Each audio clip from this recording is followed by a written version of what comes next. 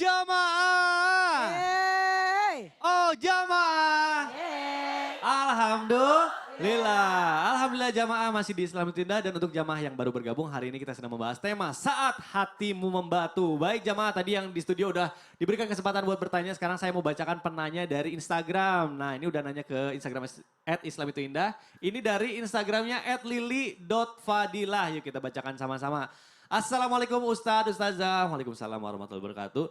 Bagaimana cara mengetahui kalau hati kita sudah mulai membatu? Dan kalau misalnya hati kita sudah mulai membatu, cara memperbaiki hati yang sudah membatu bagaimana nih agar menjadi lunak kembali? Waduh, bener banget nih. Ini gimana sebenarnya Ustazah? Langsung dijawab aja nih, silakan.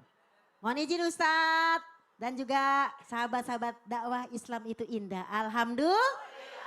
Jadi kalau ada yang namanya hati kita membatu, gimana sih ciri-cirinya? Sebenarnya banyak ya. Mungkin kita juga tidak menyadari ketika kita pun hatinya membatu. Satu, ketika ada perintah untuk berbuat baik dan ada larangan untuk jangan mengerjakan keburukan, itu kita nggak respon. Ayo mari sama-sama kita membantu sesama. Ah apaan sih? Bantu. Gua aja udah repot nih sama diri sendiri begitu. Jadi dia tidak respon dengan apa namanya perintah dan larangan. Bahkan disuruh sholat, astagfirullahaladzim. Dari kita nih emak-emak nih, suara kita yang namanya dari penyanyi pop sampai rocker. Sholat sayang, sholat. Nah begitu jadinya. Ya karena apa? Karena yang kita ajakin dalam kebaikan ini tidak respon. Itu ciri-ciri orang yang namanya hatinya membatu. Yang kedua, tidak memahami apa daripada maksud Allah Subhanahu wa taala. Ketika Allah berikan kita musibah, kita ngomel-ngomel, ngedumel, dia nggak tahu maksud Allah apa. Padahal kalau kita mengerti, innallaha idza ahaba abdan yusib minhu. Sungguhnya Allah jika sudah mencintai seorang hamba, pasti orang ini akan dikasih musibah. Jadi kalau dia bisa membaca maksud Allah, pasti hatinya nggak beku. Tapi, pemirsa, karena dia tidak bisa membaca maksud daripada Allah, dia ngomel, ngedumel, nauzubillahimin. Jadi yang pertama, yang namanya dia ada larangan nama perintah, dia nggak respon. Kedua, ya kan, yang namanya dia ngelihat apapun, dia selalu ngedumel. Yang ketiga, ada bisikan setan. Pengennya dia berdebat mulu sama orang. Bahkan ketika berdebat pengennya menang, padahal dia yang salah, nauzubillahimin. Jadi kalau ada orang udah gak respon sama kebaikan, gak respon sama larangan ya kan. Udah masa bodoh, bahkan mungkin jangankan ke orang lain, ke diri sendiri juga enggak. Allah disalahin, itu hati sudah membatu. Maka bagaimana cara kita menghadapi seperti ini? Bersihkanlah. Kita di rumah aja nih kalau yang namanya ubin kita ngeres, kita bersihin. Kita nyapu, kita ngepel. Ibu aja kan kalau ada jerawat dibersihin. Apalagi hati saudara.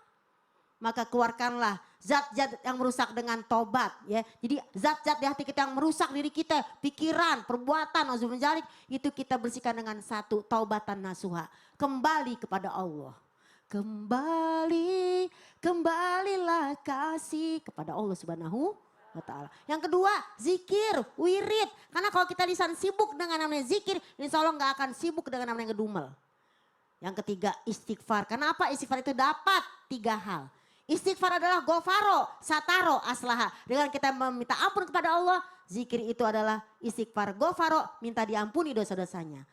Sataro, minta ditutupi aibnya. Dan juga aslaha, minta diperbaiki yang namanya akhlak. Jadi kalau kita istighfar dapat 3, mudah-mudahan ya. Kuat iman. Amin. Terima kasih Ustazah. Alhamdulillah nih sekarang kita akan minta tolong sama guruku supaya ditarik kesimpulan dari tema kita hari ini. Silakan Ustadz Maulana. Ketika hatimu mengeras, membatu. Nah, hati-hati. Kenapa bisa? Karena dosa yang kamu kerjakan. Atau kebiasaan yang menyebabkan kita malas. Contoh, terlalu banyak makan, terlalu banyak tidur. Tidak ada kesempatan untuk berilmu, mencari ilmu, membaca Quran, sholat dan sebagainya. Hati-hati. Ketika hati sudah mengeras, membatu, maka susah mendapatkan kebaikan, susah melihat kebaikan, susah untuk berbuat baik, susah untuk peduli, susah untuk bertobat, apalagi mendapatkan hidayah.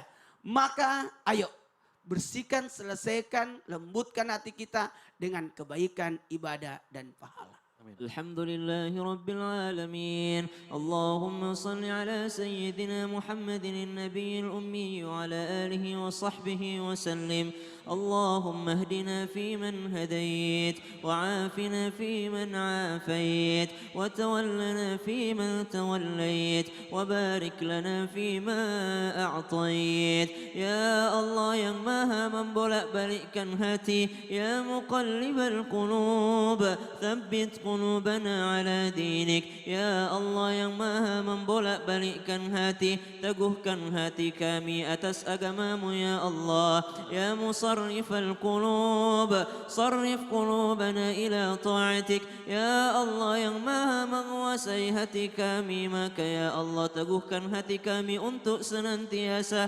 taat kepadamu ya Allah bantu kami untuk menyucikan hati kami ya Allah sehingga kami senantiasa menjadi hamba-Mu yang bertaubat Allahumma ja'alna min ibadika as-salihin ya Allah golongkanlah kami menjadi hamba-hamba-Mu yang saleh. Begitu pula anak cucu pasangan dan juga keturunan kami ya Allah. Waj'alna minal ulama'il 'amilin. Wa sallallahu ala sayyidina Muhammadin walhamdulillahi rabbil alamin. Amin amin ya Allah ya rabbal alamin. Jamaah demikianlah perjumpaan kita di pagi hari ini. Mudah-mudahan bermanfaat dan kita bisa mengamalkannya. Terima kasih guru-guruku, jamaah yang di studio dan di rumah.